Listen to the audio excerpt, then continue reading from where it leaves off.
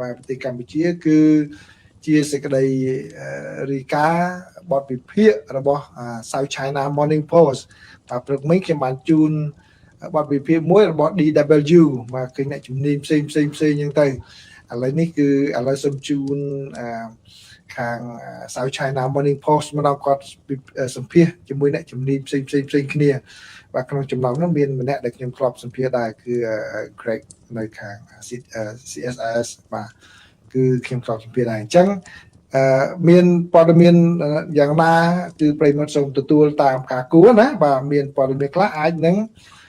ពិបាកស្ដាប់ឬក៏យ៉ាងម៉េចអានឹងសូមខន្តីអភ័យទោសជាមុនណាដូច្នេះសូមជម្រាបជូនប៉ុន្តែមិនទាំងសងទេបាទដកសងខ្លះទេបាទដកសងខ្លះទេអញ្ចឹងចំណងជើងរបស់ South China Morning Post នោះគាត់បាននិយាយថាការដែលសហរដ្ឋអាមេរិកបញ្ចប់ការដាក់ទណ្ឌកម្មអាវុធទៅលើប្រទេសកម្ពុជាហ្នឹងប៉ុន្តែតើអាចតាក់ទាញប្រទេសកម្ពុជាហ្នឹងឲ្យចាក់ឆ្ងាយពីប្រទេសចិនទេនៅលើវិស័យការពារជាតិនោះបាទតាមរយៈការលើកលែងទណ្ឌកម្មអាវុធរបស់ខ្លួនមកលើប្រទេសកម្ពុជានោះគឺទីក្រុង Washington បានបង្ហាញសញ្ញាថាប្រធានាធិបតី Donald Trump មានគោលបំណងតាក់ទាញទីក្រុងភ្នំពេញឲ្យចាក់ចេញពីទីក្រុងប៉េកាំងដែលជាចំណាត់ការមួយដែលអ្នកជំនាញព្រមានថាប្រហែលជាពិបាកនឹងសម្រេចបានបើយោងតាមការជូនដំណឹងមួយ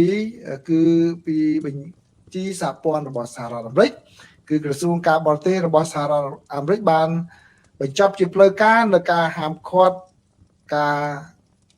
លក់អាវុធទៅប្រទេសកម្ពុជាគិតត្រឹមថ្ងៃទី7ខែវិច្ឆិកាហើយការលក់អាវុធណាមួយទៅប្រទេសកម្ពុជានឹងត្រូវសម្រេចទៅលើមួយករណីម្ដងការជូនដំណឹងនេះបាននិយាយថាដោយផ្អែកលើការខិតខំស្វែងរកសន្តិភាពនិងសន្តិសុខយ៉ាងយកចិត្តទុកដាក់របស់កម្ពុជារួមទាំងតាមរយៈការចូលរួមឡើងវិញជាមួយសហរដ្ឋអាមេរិកលើកិច្ចសហប្រតិបត្តិការការពារជាតិនិងការប្រយុទ្ធប្រឆាំងនឹងឧក្រិដ្ឋកម្មឆ្លងដែនគឺលោករដ្ឋមន្ត្រីបានសម្រេចចិត្តលើកលែងទណ្ឌកម្មពាណិជ្ជកម្មវិស័យការពារជាតិជាមួយនឹងប្រទេសកម្ពុជាគេប្រើពាក្យណែងណោឲ្យពិរោះឯណាការហាមឃាត់អាវុធនេះត្រូវបានដាក់ឲ្យអនុវត្តនៅឆ្នាំ2021ក្នុងអំឡុងពេលរដ្ឋបាលរបស់លោក Joe Biden ទីក្រុង Washington បានលើកឡើងពីទំនាក់ទំនងយោធាដែលកំពុងរីកចម្រើនរបស់ទីក្រុងភ្នំពេញជាមួយនឹងទីក្រុងប៉េកាំងដែលនាំឲ្យមានការផ្ដល់មូលនិធិរបស់ប្រទេសចិនដើម្បីពង្រីកមូលដ្ឋានទ័ពជើងទឹករៀមនៅកម្ពុជាក៏ដូចជាការព្រួយបារម្ភអំពីសិទ្ធិមនុស្សជាហេតុផលសម្រាប់ការហាមឃាត់នោះនោះគឺការសម័យរដ្ឋបាលរបស់លោកប្រធានាធិបតី Joe Biden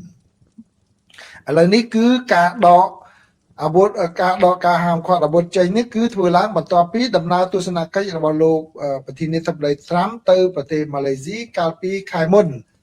ដើម្បីចូលរួមនៅក្នុងកិច្ចប្រជុំកំពូលអាស៊ានជាកន្លែងដែលលោកក៏បានជួបជាមួយនឹងមេដឹកនាំជាច្រើនមកពីតំបន់រួមទាំងនាយករដ្ឋមន្ត្រីកម្ពុជាគឺលោកហ៊ុនម៉ាណែតផងដែរនៅខាងក្រៅកិច្ចប្រជុំកំពូលនៅទីក្រុងកូឡាឡាលំពួរលោក Trump និងនាយករដ្ឋមន្ត្រីនៃប្រទេសម៉ាឡេស៊ីលោក Anwar Ibrahim បានទទួលលោកហ៊ុនម៉ាណែតនិងនាយករដ្ឋមន្ត្រីថៃលោកអនុทิនឆាន់វីរគុលនៅក្នុងពិធីចុះហត្ថលេខាលើកិច្ចព្រមព្រៀងសន្តិភាពមួយដើម្បីបញ្ចប់ភាពតានតឹងតាមព្រំដែនថៃកម្ពុជានេះបើយោងតាមស្ថានបេសកកម្មរបស់សហរដ្ឋអាមេរិកប្រចាំសមាគមប្រជាជាតិអាស៊ីអាគ្នេយ៍ហៅកាត់ថាអាស៊ានជាទំនោរនឹងការនេះសហរដ្ឋអាមេរិកបានយល់ព្រមដកការហាមឃាត់ការលក់អាវុធទៅឲ្យប្រទេសកម្ពុជានិងបន្តធ្វើសមយុទ្ធការពារជាតិអង្គរ Sentinel ឆ្មាំអង្គរជាទ្វេភាគីដែលត្រូវបានធ្វើជាចុងក្រោយនៅឆ្នាំ2017លោកស្រី Liselotte Odgaard អ្នកស្រាវជ្រាវជាន់ខ្ពស់នៅវិទ្យាស្ថាន Hudson ក្នុងទីក្រុង Washington បាននិយាយថាការដកការហាមឃាត់អាវុធរបស់ទីក្រុង Washington គឺជាផ្នែកមួយនៃយុទ្ធសាស្ត្រទូលំទូលាយរបស់សហរដ្ឋអាមេរិកដើម្បីវាយលុកចូលលើដែនឥទ្ធិពលរបស់ប្រទេសចិនឥឡូវយើងបានអ្នកវិភាគមួយទៀតណាបាទព្រឹកមិញខ្ញុំបានជូន3ឥឡូវជូនមួយទៀតគឺអ្នកស្រី Liselotte Odgaard លោកសេអ៊ុតកាត់បាននិយាយថាគោលនយោបាយអាស៊ានរបស់លោក Biden ផ្ដោតលើបទដ្ឋានប្រជាធិបតេយ្យនិងសិទ្ធិមនុស្សនិងការកំណត់កំហិតការផ្ទេរអាវុធទៅរបបដែលមានទំនោរផ្ដាច់ការផ្ទុយទៅវិញរដ្ឋបាលលោកត្រាំមានលក្ខណៈដូចថាជាក់ស្ដែងជាងនិងមានប្រតិបត្តិការរបៀបជាការដោះដូរដោយផ្ដល់អធិភាពដល់ការទប់ស្កាត់ប្រទេសចិនជាងបញ្ហាអភិបាលកិច្ចបាទអញ្ចឹងគឺជាការផ្លាស់ប្ដូរមួយនេះរួមទាំងការចាប់ផ្ដើមសម្ពយុទ្ធអង្គរ Sentinel ឡើងវិញបន្ទាប់ពីអាខានអស់រយៈពេល8ឆ្នាំនិងការស្វែងយល់ពីដំណើរទស្សនកិច្ចកងទ័ពជើងទឹកទៅកាន់មូលដ្ឋានទ័ពជើងទឹករៀមលោក Gregory Poling បាទខ្ញុំតបសម្ភាសណា លោក Gregory Poling គឺជាអ្នកស្រាវជ្រាវជាន់ខ្ពស់នៃនឹងជានាយកកម្មវិធីអាស៊ីអាគ្នេយ៍និងកំណត់ផ្ដួចផ្ដើមតម្លាភាពសមុទ្រអាស៊ីនៅមជ្ឈមណ្ឌលសិក្សាយុទ្ធសាស្ត្រនិងអន្តរជាតិ CSIS ដែលមានមូលដ្ឋាននៅទីក្រុង Washington បាននិយាយថាលោកត្រាំកំពុងតែធ្វើតេស្តសាកល្បងថាតើលោកអាចទាញយកអត្ថប្រយោជន៍ពីកម្ពុជាពីទំនោរកាន់តែខ្លាំងឡើងរបស់ខ្លួនឈ្មោះទៅរកប្រទេសចិនដែរឬទេលោកបានមានប្រសាសន៍ថាប៉ុន្តែរឿងនេះមានភាពផុយស្រួយហើយមានបញ្ហាជាច្រើនដែលអាចធ្វើឲ្យទីក្រុង Washington ខកចិត្តនឹងការដើរបញ្ច្រាស់ពីសន្ទុះនេះក្នុងអំឡុងពេលកិច្ចប្រជុំកំពូលអាស៊ានកាលពីខែមុនលោកត្រាំនិងលោកហ៊ុនម៉ាណែតក៏បានយល់ព្រមពង្រីកកិច្ចសហប្រតិបត្តិការលើការប្រយុទ្ធប្រឆាំងអង្គការឧក្រិដ្ឋកម្មឆ្លងដែនរួមទាំងអ្នកជួញដូរគ្រឿងញៀននិងមជ្ឈមណ្ឌលបោកប្រាស់តាមអ៊ីនធឺណិតដែលបានលួចប្រាក់ជាង $10,000 លានជារៀងរាល់ឆ្នាំពីជនជាតិអាមេរិកនេះបើយោងតាមស្ថានបេសកកម្មអាមេរិកប្រចាំអាស៊ានទោះជាយ៉ាងណាក៏ដោយលោក Poling បានព្យាករណ៍ថាកម្ពុជាប្រហែលជាមិនត្រឹមតែបរាជ័យក្នុងការអនុវត្តតាមការបង្ក្រាបមជ្ឈមណ្ឌលបោកប្រាស់ប៉ុណ្ណោះទេប៉ុន្តែថែមទាំងបដិសេធមិនផ្ដល់សិទ្ធិចូលទៅកាន់មូលដ្ឋានរៀម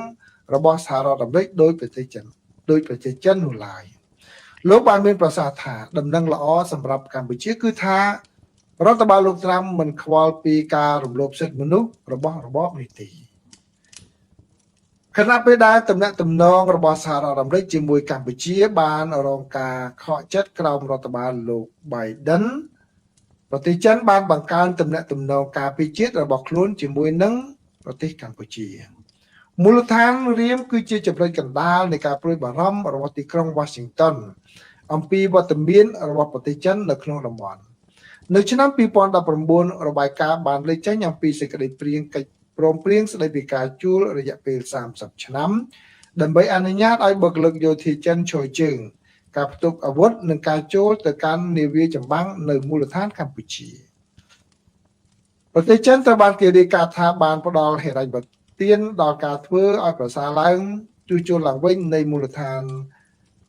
កងទ័ពជើងទឹករៀមចាប់តាំងពីឆ្នាំ2022រួមទាំងផែទឹកជ្រៅជម្រៅប្រវែង300ម៉ែត្រផែស្ងួតទម្ងន់ 5,000 តោនផ្លូវរំអិលទម្ងន់ 1,000 តោននិងកន្លែងសម្រាប់ភស្តុភារនិងការបណ្ដុះបណ្ដាលក្រសួងការបរទេសចិនបាននិយាយថាទីក្រុងប៉េកាំងបានជួយផ្ដល់មូលនិធិដល់ការកែលម្អកំពង់ផែប៉ុន្តែការធ្វើឲ្យប្រសើរឡើងនេះមិនត្រូវបានកំណត់គោលដៅលើភាគីទី3ណាមួយឡើយសហរដ្ឋអាមេរិកនិងសម្ព័ន្ធមិត្តរបស់ខ្លួនបានលើកឡើងពីការព្រួយបារម្ភអំពីការប្រើប្រាស់មូលដ្ឋានរៀមរបស់ដោយទីក្រុងប៉េកាំងដោយជារឿយៗពណ៌នាថាវាជាមូលដ្ឋានកងទ័ពជើងទឹកបរទេសទី2របស់ចិនបន្ទាប់ពីការដំឡើងកងទ័ពបន្ទាប់ពីការដំឡើងមូលដ្ឋានរបស់កងទ័ពរំដោះប្រជាជនចិននៅប្រទេសជីបូទីទីក្រុង Washington មានការព្រួយបារម្ភថាមូលដ្ឋាននេះអាចធ្វើឲ្យប្រសើរឡើងនៅការចូលទៅដល់សមុទ្រចិនខាងត្បូងនិងច្រកសមុទ្រម៉ាឡាការបស់កងទ័ពជើងទឹកចិនមូលដ្ឋានរៀមបានលេចឡើងវិញនៅក្នុងខែមេសាបន្ទាប់ពីការធ្វើឲ្យប្រសើរឡើងហើយនាវាចម្បាំងមកពីប្រទេសជប៉ុនអូស្ត្រាលីវៀតណាមរុស្ស៊ីសហរដ្ឋអាមេរិកនិងចិនបានចូលចតនៅទីនោះនាវាចម្បាំង USS Savannah ក៏បានទៅទស្សនាកំពង់ផែក្រុងព្រះសីហនុក្បែរនោះកាលពីខែធ្នូកន្លងទៅ ដែលជាដំណើរទស្សនកិច្ចលើកដំបូងរបស់កងទ័ពជើងទឹកសហរដ្ឋអាមេរិកមកកាន់ប្រទេសកម្ពុជាក្នុងរយៈពេល8ឆ្នាំអ្នកភូមិម្នាក់ត្រូវបានសម្លាប់នៅក្នុងការបាញ់ប្រហារនៅព្រំដែនថៃកម្ពុជាក្នុងអំឡុងពេលមានការផ្អាកបទជបាញ់លោកខេកូហ្កាសាស្ត្រាចារ្យរងផ្នែកគោលនយោបាយសាធារណៈនិងកិច្ចការសកលនៅសាកលវិទ្យាល័យបច្ចេកវិទ្យាណាន់យ៉ាងប្រទេសសិង្ហបុរីបាននិយាយថាទំនាក់ទំនងរវាងសហរដ្ឋអាមេរិកនិងកម្ពុជាជារួមបានប្រសើរឡើងដោយទីក្រុង Washington បានជួយសម្របសម្រួលជំនួសរវាងកម្ពុជានិងថៃលោកបានបញ្ជាក់បន្ថែមថាទន្ទឹមនឹងនេះកម្ពុជាកំពុងតស៊ូដើម្បីទាក់ទាញការវិនិយោគទុននិងអ្នកទេសចរចិនដែលមួយផ្នែកដោយសារតែការព្រួយបារម្ភទាក់ទងនឹងការបោកប្រាស់ដែលផ្ដល់ឲ្យនៅការលើកទឹកចិត្តកាន់តែខ្លាំងក្នុងការធ្វើពីបេតិកម្មទំនាក់ទំនងសេដ្ឋកិច្ចរបស់ខ្លួនជាមួយនឹងមហាអំណាចផ្សេងទៀតអ្នកស្រីអតហ្គាតក៏បាននិយាយថាក្នុងរយៈពេលខ្លីកិច្ចសហប្រតិបត្តិការការពារជាតិរវាងសហរដ្ឋអាមេរិកនិងកម្ពុជាទំនងជានឹងពង្រីកបន្តិចបន្តួចជាមួយនឹងការបន្តសមយុទ្ធអង្គរ Sentinel ដែលផ្ដោតលើការរក្សាសន្តិភាពការសង្គ្រោះ